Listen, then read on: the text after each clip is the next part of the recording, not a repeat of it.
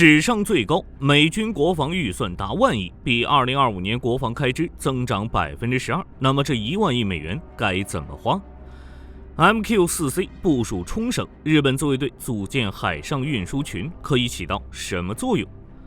印度将启动首个核潜艇基地，确保2次打击能力。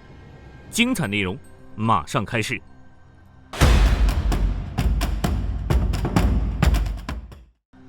4月7日，美国国防部长赫格塞斯在社交媒体上写道：“即将到来第一个1万亿美元国防部预算。”根据赫格塞斯的说法，特朗普政府正在重建美国军队，而且是快速重建，将明智地使用每一块钱，用于提升杀伤力和战备能力。当天早些时候，特朗普在会见内塔尼亚胡时表示，美国已基本上批准1万亿美元的国防预算，这将是美国迄今为止最高的年度国防预算，比2025财年的8950亿增长约12%。这是什么概念？多出来的1050亿美元足够美国海军再建造8艘福特级航母。这不是美国第一次对国防预算进行改动，在大幅增加国防预算的同时，美国也在进行缩短政府开支。目前，国防部和部队的高层领导正在制定大规模削减计划，在未来5年每年削减8%的国防预算。之后，美国国防部也证实这件事。赫格塞斯已经指示一份可能削减的清单，把2026财年的支出预算削减8%，总额约为500亿美元。而且从最新的消息来看，美国还计划裁减9万名美国陆军现役人员，从而减少国防开支。不过，这与我们先前提到的增加国防预算并不算相互冲突，削减开支属于将腾出的资金重新分配给更优先的项目。比如，在裁撤文职人员的同时，美军计划向通用公司等军工企业提供100亿美元的造船补贴，还有导弹防御系统、美国南部边境行动、核武器现代化、采购无人机和弹药的支出也不会削减。这就有一个问题了，美军的这1万亿美元会花在哪儿？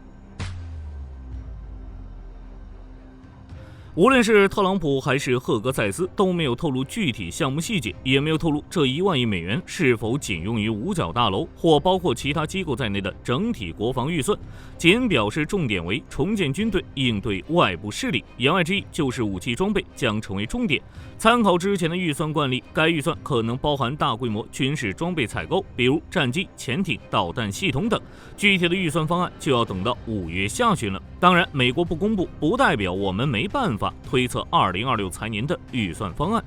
根据过去的经验来看，在美军的国防预算中，大概有2成用于人员，4成用于日常作战、训练和保养，2成用于装备采购，接近2成用于研发。其中用于人员日常作战、训练和保养的开支跑不掉，几乎是固定的，不会大幅度增长。加上美国还计划削减武装部队8%的个人预算，以及裁减9万名士兵，用于这部分的费用甚至还会减少。那么问题就出在采购和研发上了。在武器领域，2025财年批准的8950亿美元国防开支，采购与研发的总费用达到了3107亿美元，占比1/3。在新装备采购上，预算达到了1675亿美元，剩下的1432亿美元则用于研发。就支出来看，美军2025财年的奋斗方向可以分为5个领域，分别是海陆空装备、核力量和导弹防御与打击、远程火力、太空和天基系统以及网络空间。接下来咱们挨个聊。在海陆空装备领域，核心思想就是一个字：买。在空军这边，大约有612亿美元用于战机 F-35、F-15EX， 还有 B-21KC-46A 特种支援飞机以及无人机系统。美国海军在2025年新采购上花费480亿美元，订购了6艘军舰，包括1艘弗吉尼亚级核潜艇、2艘伯克级驱逐舰、1艘星座级护卫舰，以及登陆舰和2栖运输舰各1艘，还为福特级航母拨款23亿。陆军这边就显得有些寒酸了，只有130亿美元的预算，基本用来订购一些新装备，比如轻型战术车辆 GLTV 2栖战车和 XM30。在2025财年，海陆空3军在装备领域的支出大概就这样了，看起来就几句话的事情，但这已经超过了俄罗斯、印度、沙特和英国等国的军费总和。那么在2026财年，各位觉得美国在武器领域投入的预算是否会增加呢？先说结论，火力军的看法是会，而且是大幅增加。在空军方面，多了一个6代机 F-47，该机将接替 F-2。成为美国数十年来最重要的空优战机。按照特朗普的说法 ，F-47将是有史以来最先进、性能最强、杀伤力最强的飞机。这点火力军并不否认 ，F-47将在飞行速度、机动性和有效载荷等方面大幅领先其他战机。只是从另一个角度考虑，强也就代表着贵。F-47战机的研发和生产成本极高，仅工程和制造开发合同价值就超过200亿美元，预计整个项目总价值高达数千亿美元，单价3.2亿美元，几乎是 F-35A 的2倍。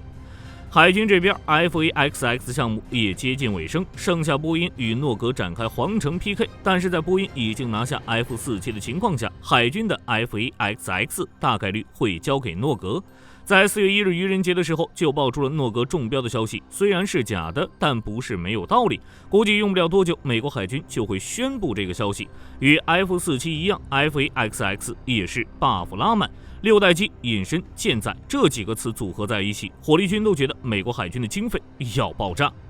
其次，美国海军还有30年造舰计划。2025年1月6日，美国国会预算办公室发布了海军2025年造舰计划分析，详细介绍了美国海军未来30年的计划。截至2024年12月1日，美国海军总共装备295艘舰艇。据美国国会预算办公室估计，近期提出的2025版未来30年造舰计划将使其现役舰艇总数在2054年达到390艘。其中，在2025年采购6艘舰艇，在2026年到2029年采购51艘舰艇，在2023年到2054年再采购307艘舰艇。未来30年中，美国海军将采购364艘舰艇，平均每年采购约12艘。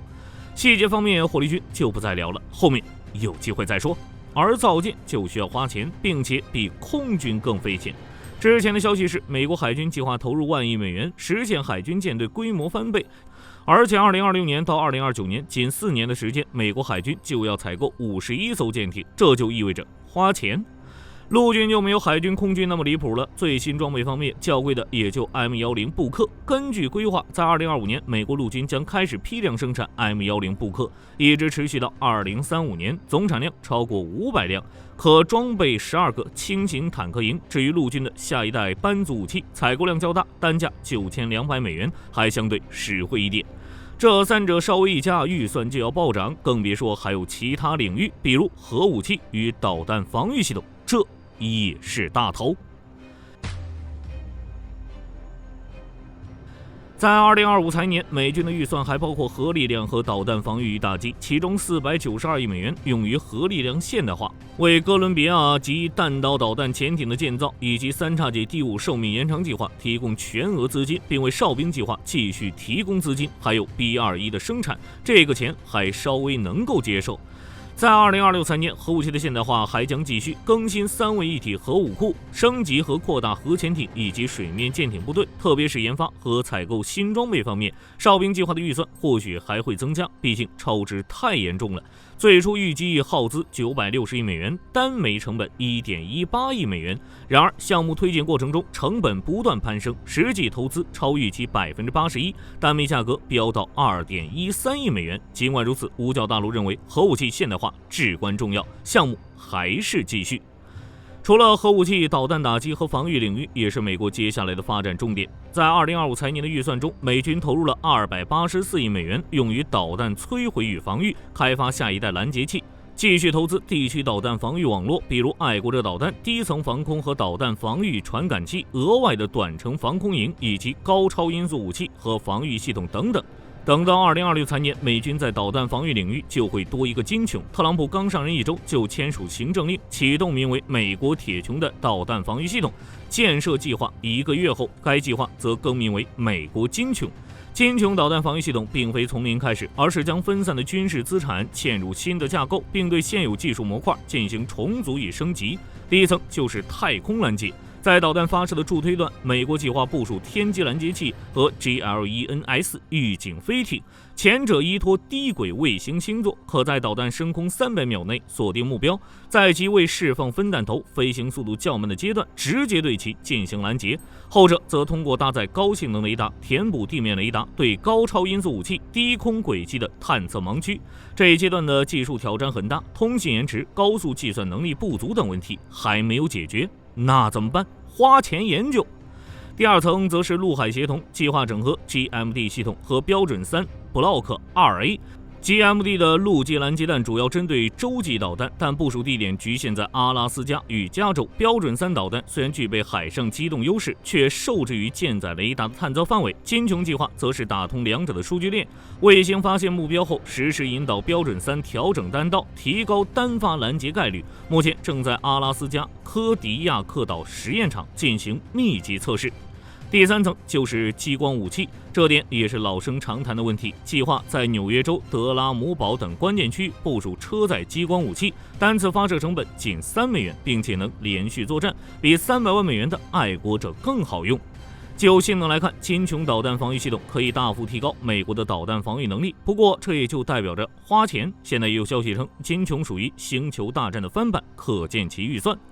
此外，还有备战与杀伤力方面，这也就意味着导弹在2025财年，美军投入了98亿美元用于交付高超音速导弹和远程亚音速导弹。2026财年，这个数字会进一步提升，毕竟暗鹰高超音速武器已经取得进展。2025年3月，美国陆军计划在2025年年底前正式列装暗鹰。就目前的消息来看，每枚造价4100万美元，10枚就是4.1亿美元了。再高端一点，那就是太空和天基系统以及网络空间。2025财年，美军投入337亿美元用于太空能力、弹性架构和强化的太空指挥与控制，以确保军事、民用和商业活动的太空安全。在美国推出金琼系统当下，对太空和天基系统投资只会更好。网络空间活动预算则为145亿美元，这点就更不用说了。无人武器可以证明一切。根据五角大楼公布的消息来看，美国军工企业在导弹防御系统、五代机以及网络战装备等领域的产能缺口高达37%。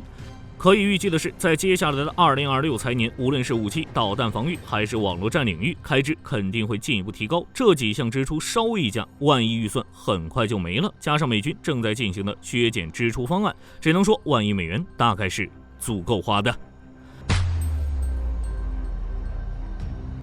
日本防卫大臣中谷元宣布，美国将在冲绳地区部署 MQ-4C 海神侦察无人机，可大幅强化情报搜集能力。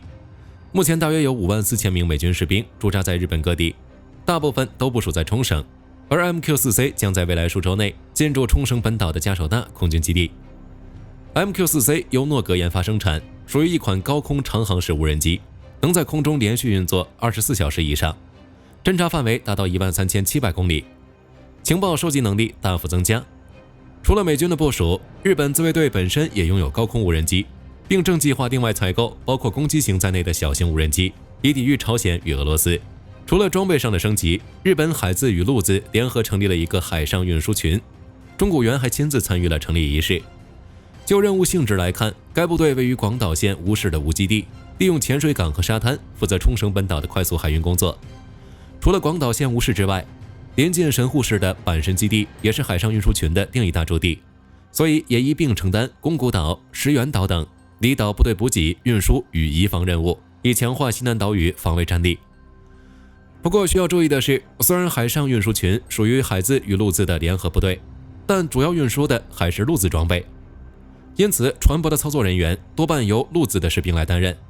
在本财年预算中，日本防卫省申请了 4.6 亿日元，大约315万美元的经费，用于该基地内设施的配置。截止目前，海上运输群大约有100人，配备有2024年10月底下水的日本晴号运输舰，排水量2400吨，还有一艘2024年11月底下水的阳光号，排水量3500吨。预计在2027财年之前，将运输舰的数量增加至10艘，